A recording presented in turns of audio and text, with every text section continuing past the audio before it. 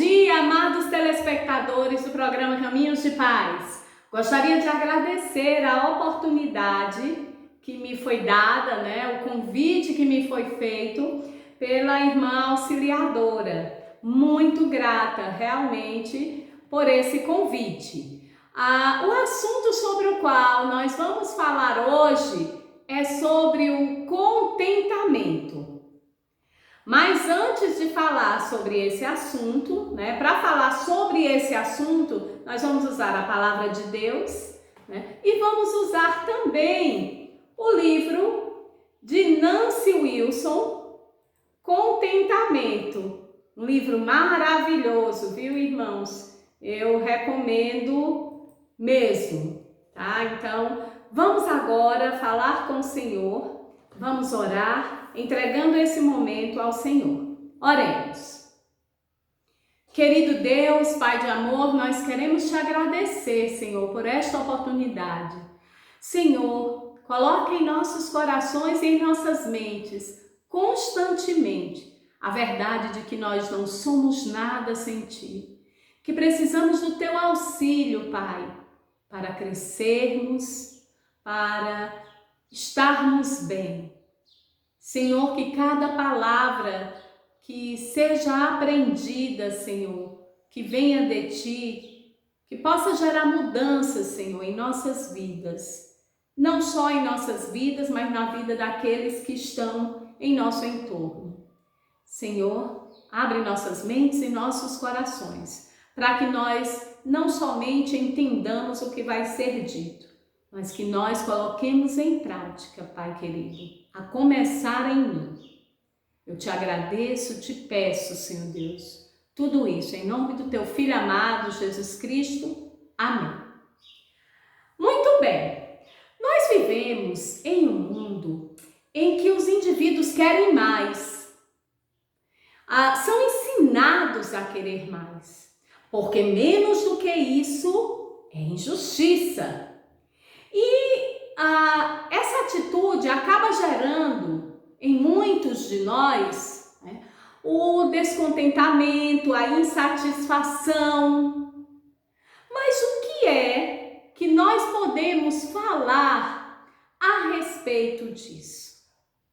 Bem, o descontentamento ele está presente no coração do homem desde o Éden, o que nos mostra que o contentamento não tem a ver apenas com fatores externos, mas com a condição pecaminosa de nossos corações.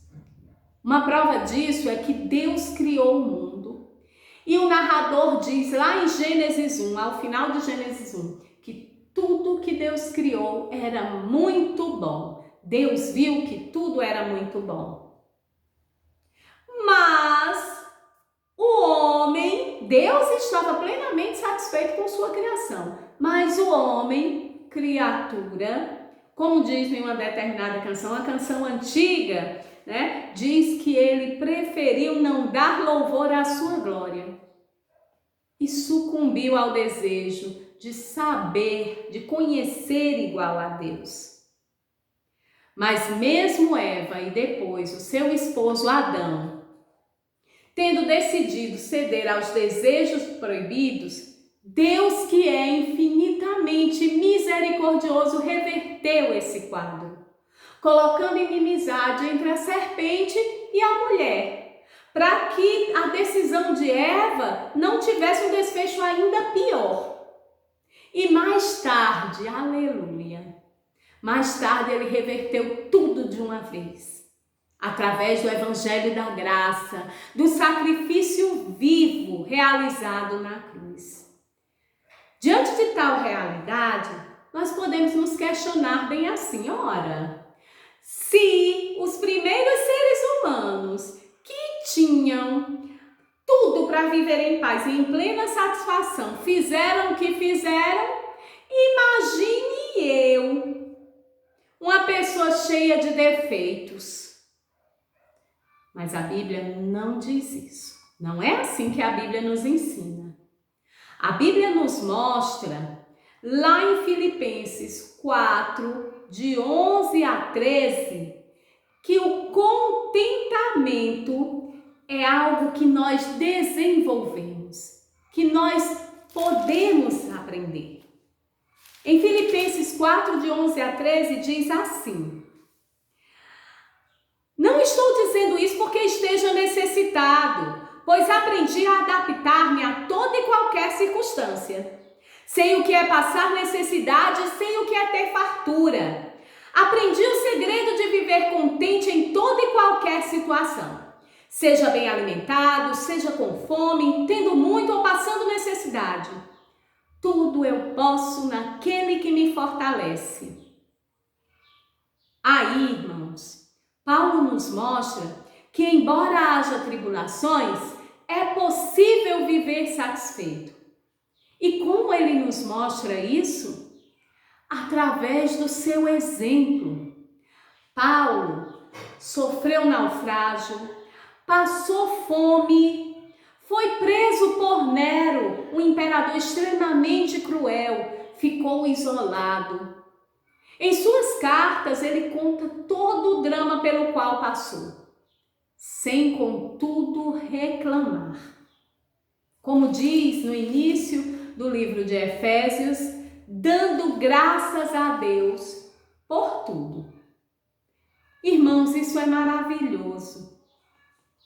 Um Deus poderoso que gera naqueles que o buscam uma consciência cristã tão apurada que é capaz de enxergar além do óbvio, além do sofrimento.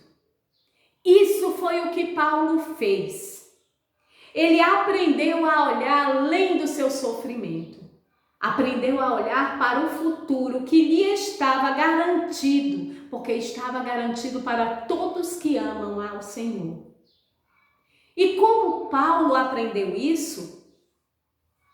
Com o Mestre, com o Senhor Jesus.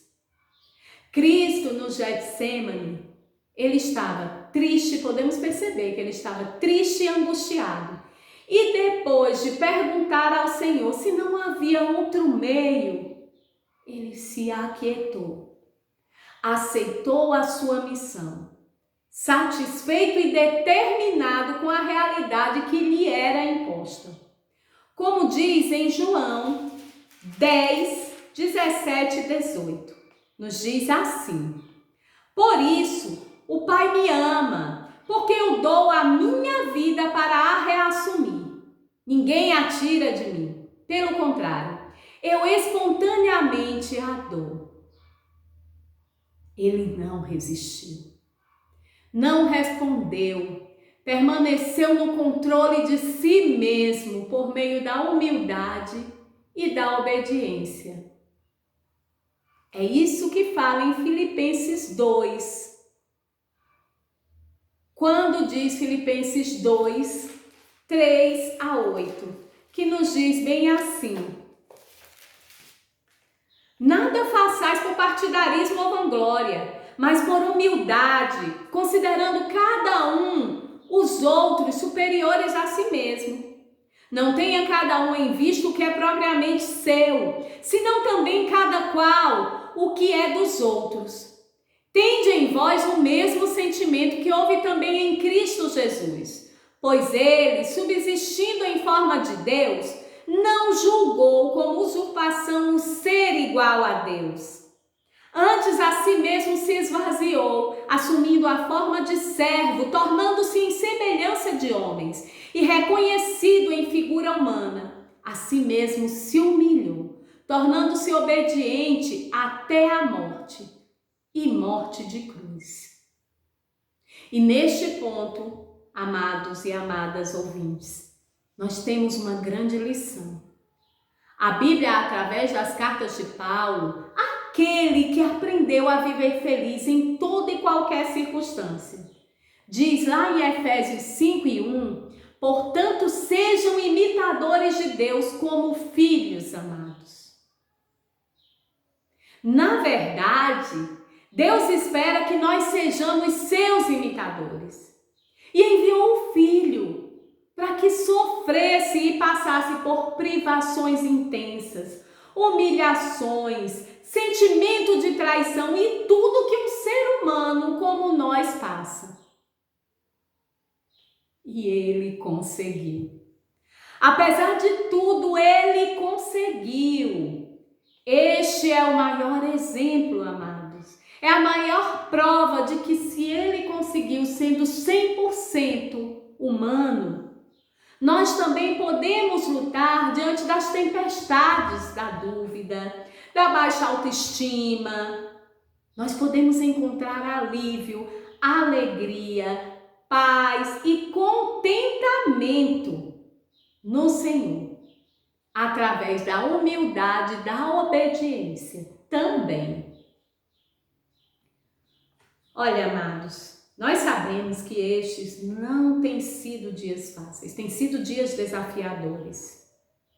Na verdade, desde que o mundo é mundo, os contemporâneos de suas respectivas épocas enfrentam tempos desafiadores. E hoje em dia não é diferente. Nós temos que lidar com uma sociedade que prega que é muito importante juntar tesouros na terra, uma sociedade que prega que é importante se dar bem a todo custo, ainda que tenha que passar por cima das pessoas, sem nenhum escrúpulo, sem nenhum senso de ética.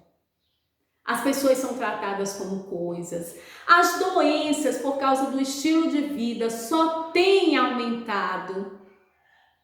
E ainda por cima, como se não bastasse, um vírus invisível, agora que veio para mostrar, para nos lembrar que todos nós somos pó. E para nos deixar atentos em relação à efemeridade da vida, como nos diz lá em Eclesiastes. Mas esta é a grande verdade. Ter contentamento não significa dizer que a gente não tem problemas. Paulo nos prova isso. O Mestre, o Senhor Jesus, nos prova tal verdade. Mas e quando nós decidimos não obedecer a Deus?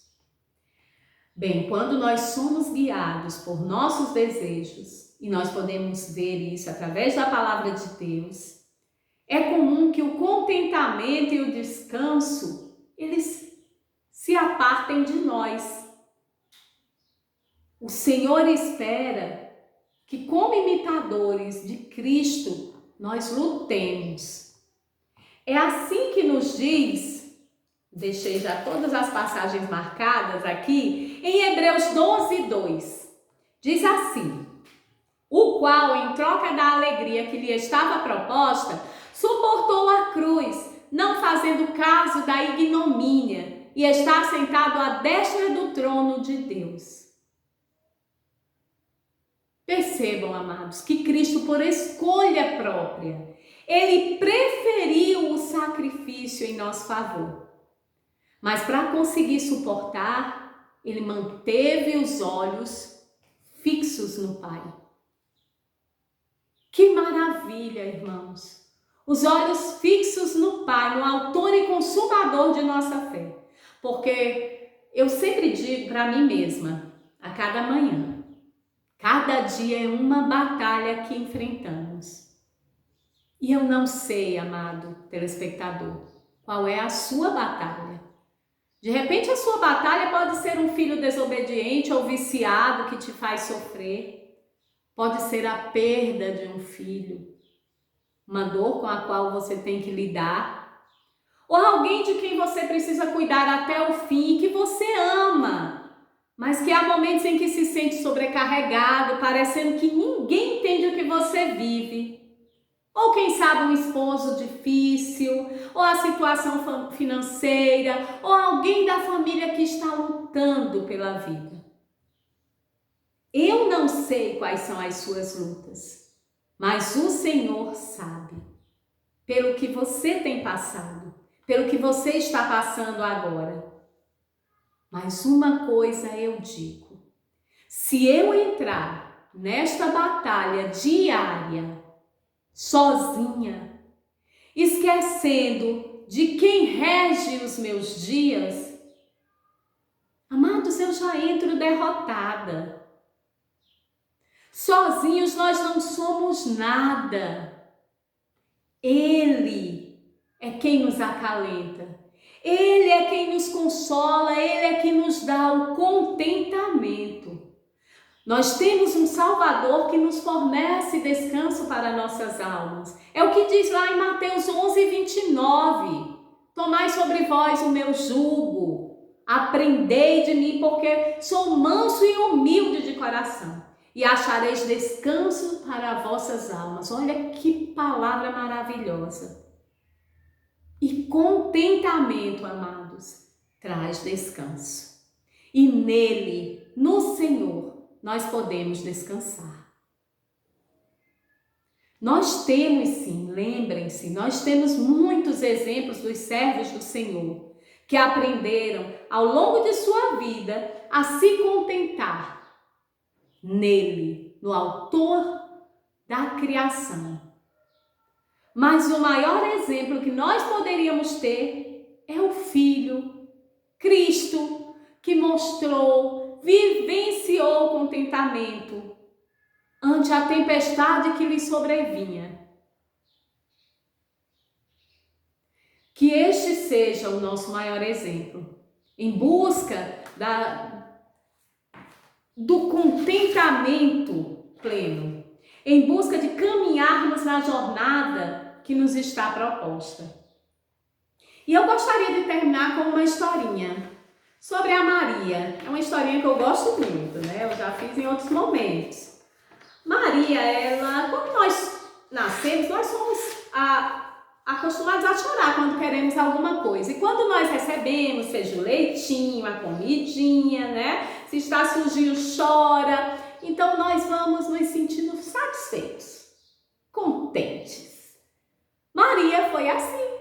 Era uma garota como outra qualquer. E ela cresceu, estudou, fez faculdade, se formou. E aí ela ficou, e agora? Eu tenho novos desafios para me sentir contente, me sentir feliz. E aí ela pensou, eita, eu já sei, eu vou me sentir contente, eu vou ter contentamento se eu tiver minha casa própria. Então Maria batalhou e ela conseguiu a casa própria. Isso foi muito bom, uma conquista. Mas com o tempo Maria já não se satisfazia mais. Que pena, Maria achava que o contentamento verdadeiro estava nas coisas. Então ela continuou, eu já tenho uma casa, agora eu quero um carro. E aí ela trabalhou mais um pouco, juntou dinheiro e tinha o carrinho dela. E com o carrinho dela ela podia ir para onde ela quisesse, aproveitar com as amigas, né? Sair na noite, se divertir. Maria ainda achava que o contentamento, o segredo para o contentamento eram coisas. Então ela pensou, isso aqui já não está mais me satisfazendo. E ela teve a ideia, vou viajar por aí, eu posso, trabalho, vou viajar. E ela foi viajar. E aí ela se divertiu muito viajando, sabe? Ela se divertiu bastante, ia de avião, né? E se divertiu muito. Mas com o passar do tempo, Maria ficou cada vez mais triste. Porque percebia que esse não era o motivo da felicidade real, de estar contente em toda e qualquer situação. Até que um dia, Maria ouviu falar de alguém que mudou radicalmente a vida de muitos. E Maria se deixou inebriar. Maria encontrou finalmente contentamento nos braços daquele que fez muito mais do que nós podemos imaginar, que deu a vida por nós. A cruz está vazia, porque ele ressuscitou. 100% homem, sofreu, se sentiu contente em sofrer por nós. Então que nós não fraquejemos nesta caminhada. A caminhada nós sabemos que não é fácil, mas que nós não fraquejemos. Que um dê força ao outro com palavras de encorajamento e com a oração. Lembrando que a estrada do contentamento, é um caminho de aprendizagem. Decidimos aprender ou não, controlando o nosso ego, nossos desejos. E isso, amados, isso só é possível na dependência do autor e consumador de nossa fé, na dependência de Deus. Amém? Muito obrigada pela oportunidade e que nós coloquemos em prática.